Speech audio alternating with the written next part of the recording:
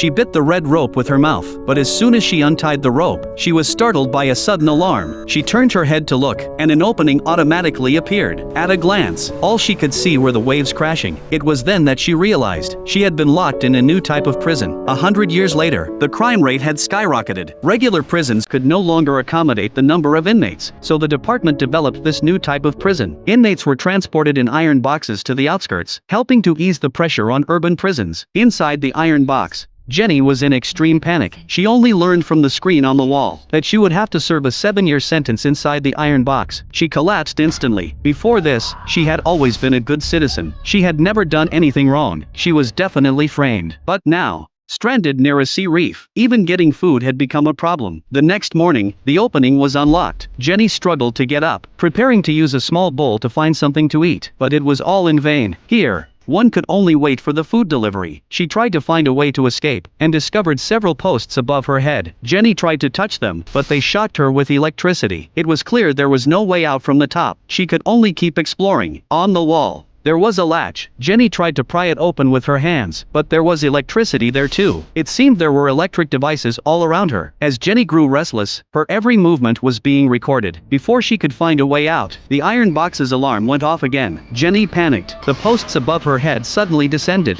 Jenny screamed for help, but it was completely useless. The posts were about to crush her. When they suddenly stopped, it turned out to be a system warning. Each prisoner was given one chance for punishment. After experiencing this, Jenny became more obedient, waiting for the food delivery to express her grievances. But after waiting a whole week, when Jenny explained her situation, the food delivery person only said they would pass the message along, and advised Jenny to hang on, because food was delivered only once a week. If she didn't save it, she would have to go hungry. After saying this, the delivery person gave Jenny a sip of water and a small packet of oatmeal. Using it to fill her stomach was simply a joke. The delivery person was also helpless, because the amount of supplies was not something they could decide. At this point, Jenny only thought about her grievances. She hoped the delivery person would pass the message along. As the opening closed, Jenny waited for many days without any news. When she saw the red rope on the ground, she tried to end it all quickly, but her body's instinct stopped her from making the decision. Now, Jenny was on the verge of collapse, but this life seemed impossible to stop, until one day,